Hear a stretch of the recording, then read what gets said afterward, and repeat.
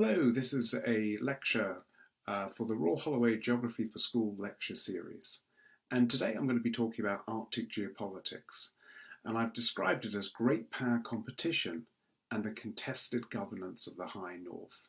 And what I will do in the next 20 minutes or so is explain why the Arctic has become such a hotspot for geopolitics. And along the way, I hope what I'll show is that not only do apparently remote places in the world actually have really complicated governance arrangements, but also they reveal well some of the ongoing concerns that many countries have regarding their sovereignty, regarding their borders, and their territorial integrity. But first things first, I think we ought to say something about what is geopolitics. So the Arctic bit may be a little bit more obvious, but geopolitics is a term that has lots of different meanings and connotations associated with it. The term itself was invented in the late 1890s, and ever since then it's become ever more popular with multiple different usages. Fundamentally, however, most people who use the term geopolitics want to draw attention and indeed recognise the significance of geographical location. And moreover, they would wish to stress that the physical geography of the Earth really makes an important difference in shaping political realities and circumstances.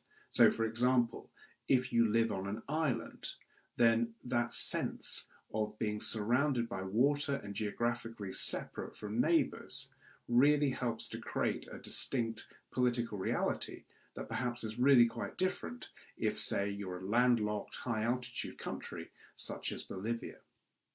But there are also other ways of thinking about geopolitics as well.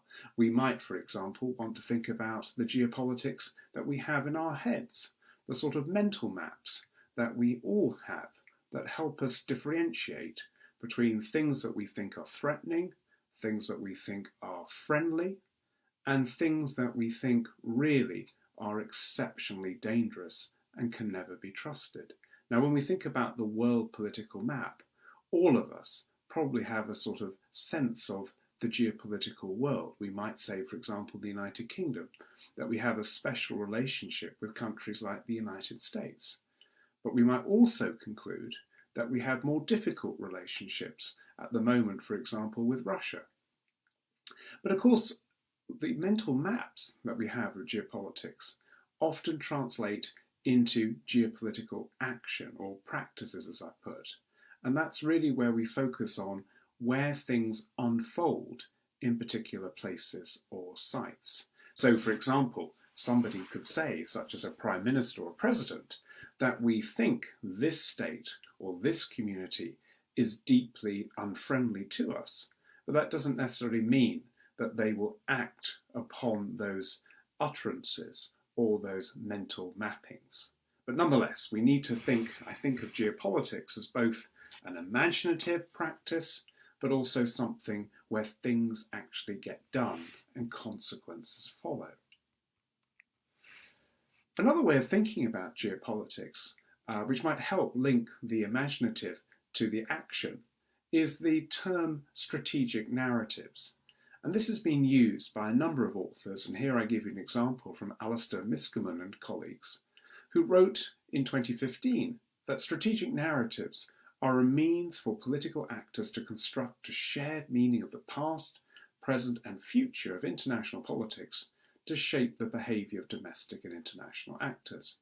And this is quite important because when we think about the Arctic, for example, we really have very, very powerful political figures such as President Putin of Russia, who often take to the stage or the podium and give very long, often substantial lectures and presentations about Russia's strategic and geopolitical interest in the Arctic. And that might sit alongside strategies and policy documents such as the one on the left-hand side of the screen, which talks about Russian Arctic strategy all the way out to 2035. But location also matters in the Arctic as well. The Arctic, after all, is a cold place. It's a place where darkness is often present for 6 months of the year. And it is a comparatively remote place. Now, that remoteness does not mean it's uninhabited, but it is comparatively remote. And yet, during the Cold War, when the superpowers were often locked in antagonistic relationships, one of the things that, of course, both the United States and the Soviet Union recognized was that the Arctic was the space that separated them, and that it was a remarkably small space. So when we look at the map, for example, on the left-hand side, you are reminded that, of course, the Soviet Union and the United States in the shape of Alaska were literally miles apart from one another via the Bering Strait. And then islands like Greenland, for example, took on incredible significance because the United States and the Soviet Union were very concerned that long-range bombers and nuclear submarines might end up threatening and indeed potentially attacking either country, and that given the remoteness and the presence of sea ice, it was possible, for example, that submarines might travel under the ice and then launch their missiles with neither side having much time to respond. So location really matters, and that's a huge and often pivotal part of Arctic geopolitics. Now, geopolitics, of course, is not just simply the geopolitics that is uttered or carried out on the instructions of presidents and prime ministers. And a lot of work over the last 20, 30 years has been trying to think about geopolitics in different ways. So the table you see on the right-hand side distinguishes between popular, practical, and formal geopolitics. Now, practical geopolitics is the sort of geopolitics that, say, President Putin might be associated with. That might be political leaders talking about their geopolitical ideas and ambitions in places like the Arctic. We might also have a different kind of geopolitics, which is one found more in, say, popular culture or media reporting or civil society. So what do ordinary citizens or perhaps journalists or media organisations think about the Arctic, and how do they portray the Arctic? And then finally, we might think about a formal geopolitics, the sort of geopolitics that gets written in academia or think tanks or strategic institutes, where it takes on a very different connotation. So a lot of the work that political geographers do on the Arctic is thinking about why the Arctic is the way it is and how it might be in the future. But the cartoon on the left-hand side is also a reminder that one of the long-term consequences of Arctic geopolitics is that it often tends to privilege the voices of the state and political leaderships. And we mustn't forget that the Arctic is a homeland to many indigenous peoples who have historically been excluded and marginalised in much of this geopolitical conversation and indeed action. Now, Arctic governance is another term that you'll often read or hear about, and that's important because governance itself carries with it considerable connotation and meaning. Now, the term is often used to refer to the rules, the norms, the values, the procedures that help to order and regulate the political affairs of a particular place or region, or indeed the globe. It might even refer to specific issues, as I put here, such as polar shipping.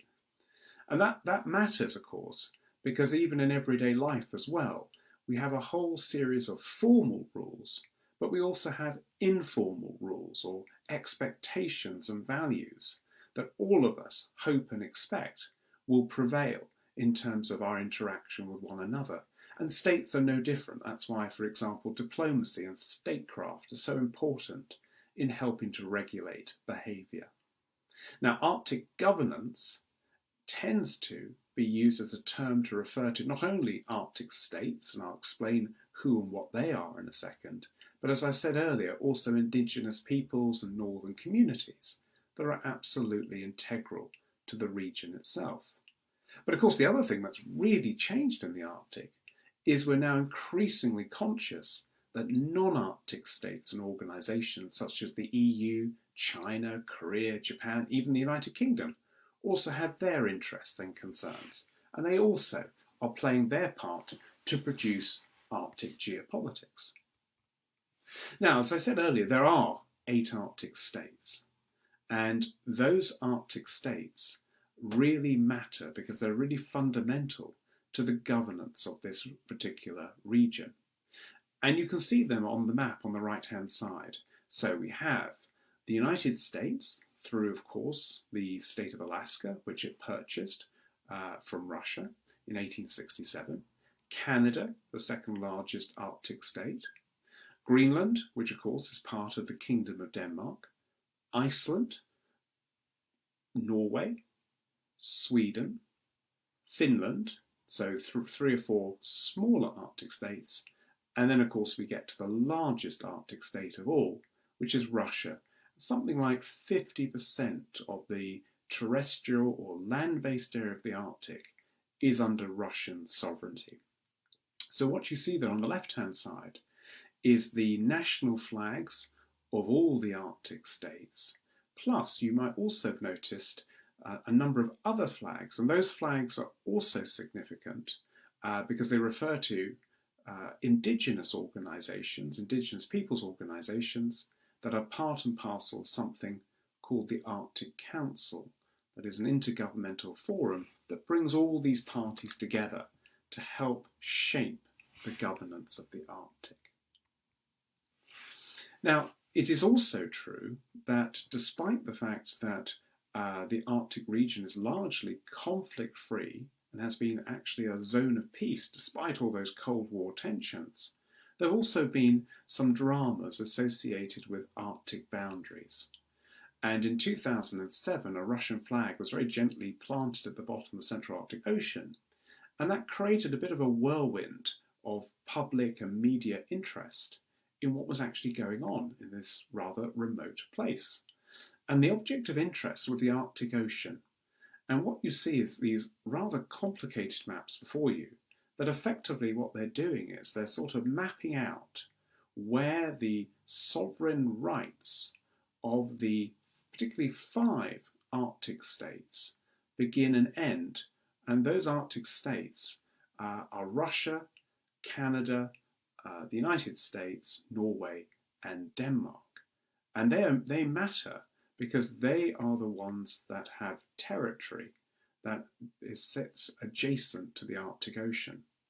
And under particular international legal rules, including the really significant United Nations Law of the Sea Convention, nation states, coastal states as they're called, are allowed to extend their resource rights and interests over really very large areas, not only of ocean, but also seabed. And so where you see the North Pole, right in the middle of the Arctic Ocean, there you have increasing interest shown by 3 states in particular, Russia, Denmark, and Canada, and all of them are vying to extend their sovereign interests, their resource interests, all the way up to the North Pole.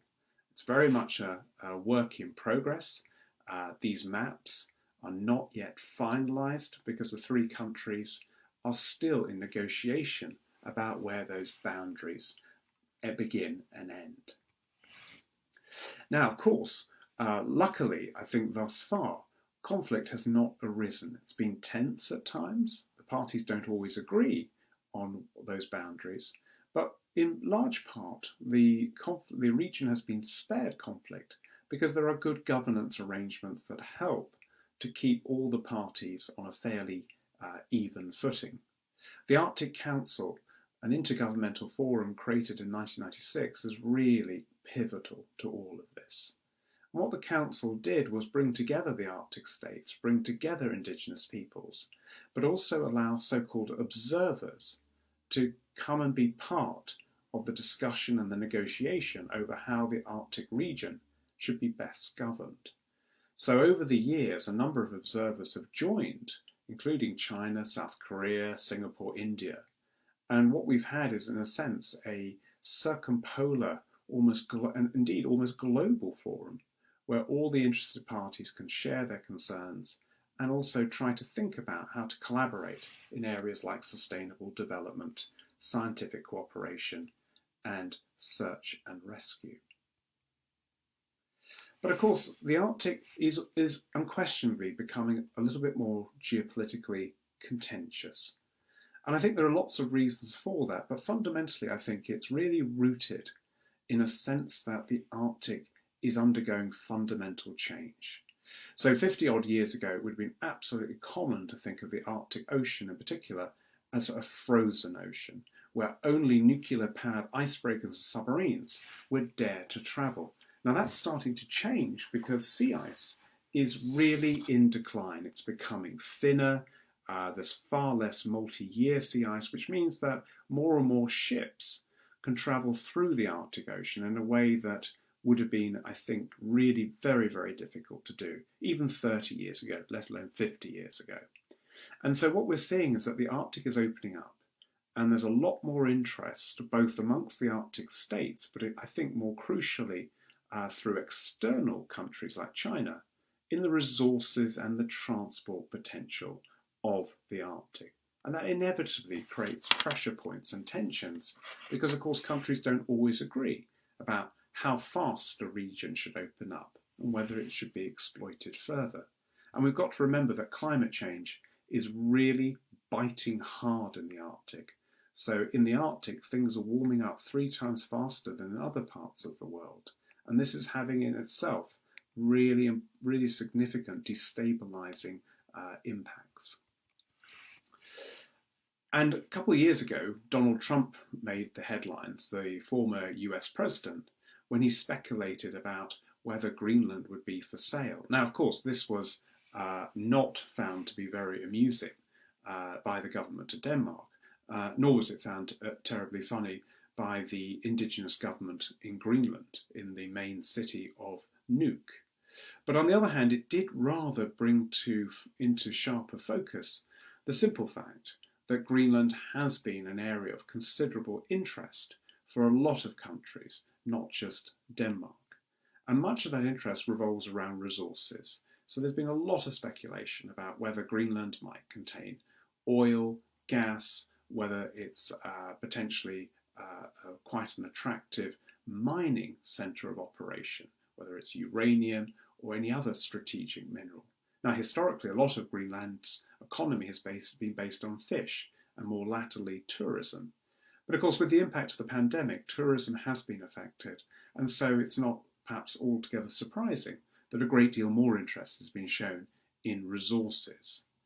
So Donald Trump's comment, I think, hit a nerve, and it also coincided with Chinese interest in investing in Greenland's infrastructure, such as seaports and airports.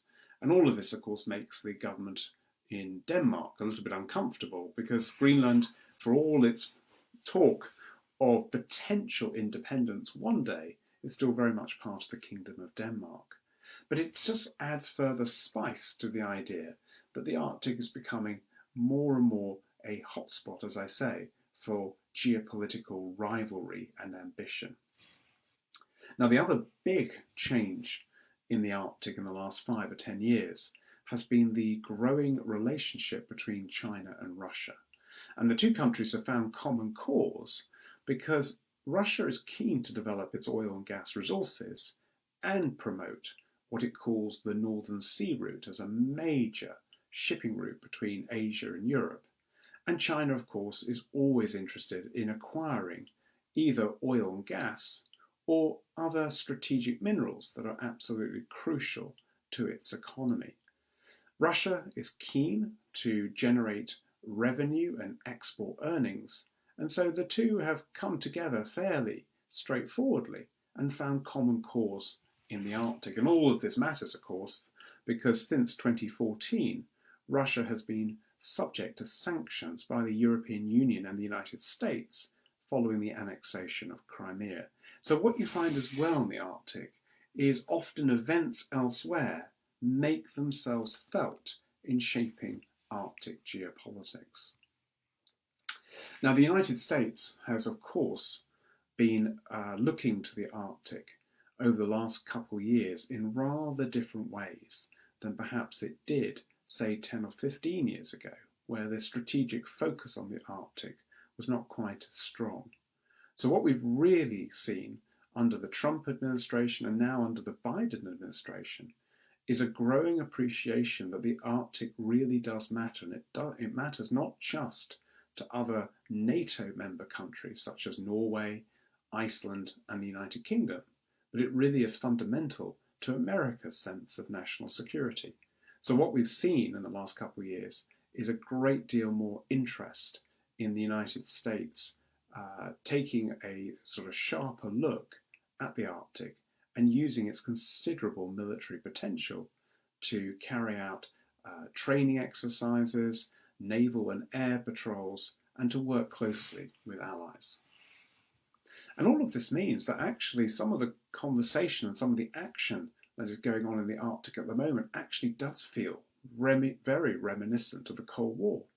So, for example, during the Cold War, it was not uncommon to talk about the GI-UK gap, and that was the gap of ocean and water between the north of the United Kingdom, then moving on to Iceland, and then moving on to Greenland. And what that gap referred to was the gap which Soviet submarines would travel through if they were leaving their ports and harbours up in the north of Russia, where you see on the map the Northern Fleet around the Kola Peninsula.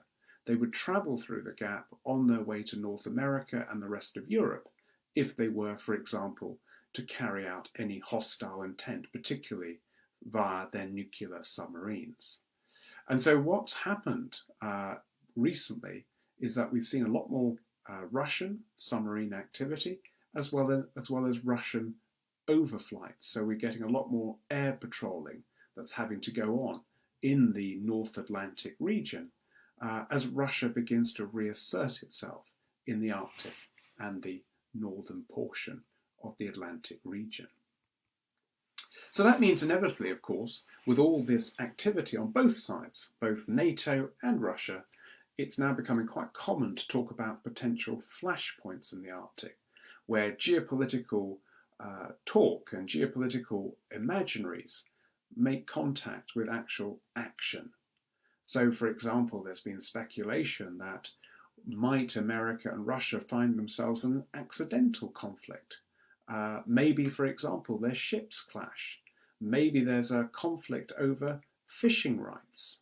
The northern territory of Spitsbergen on the Svalbard archipelago has also been thought of as a strategic flashpoint because of its location close to both the Central Arctic Ocean and right in the midst of the northern part of the European Arctic. Underwater cables that are planned in and around the Arctic Ocean might become another point of tension in the Arctic. Imagine a scenario, for example, where one side cuts the cables of another party. Will that cause conflict? So there's a huge concern here that with all the growing interest in the Arctic and the rivalries, we might end up accidentally entering into a more conflict-ridden era. But of course there's another way in which the Arctic is contestant. It's not always about nation states and what they want to do. In many parts of the Arctic, the indigenous peoples, whether they're in northern Scandinavia or Russia or Canada, are still struggling for their rights and to make sure that they're consulted and that their autonomy is respected. The European Union, for example, which has now become a major player in the EU, in the Arctic, has been very quick to stress that it needs to be respectful not only of Arctic states, but also their indigenous peoples. And there are other parts of the Arctic that might yet still become flashpoints for civil and political and legal conflict, some of which might be, for example, over the land, or some of it might be yet still in the oceans or the waters of the Arctic Ocean itself. So all of this means that the controversy and the disputes in the Arctic are really dynamic, they're ongoing, and we just need to be very aware of the fact that the Arctic is a homeland, but is also a contested space where sovereignty, territorial integrity and borders are very keenly monitored.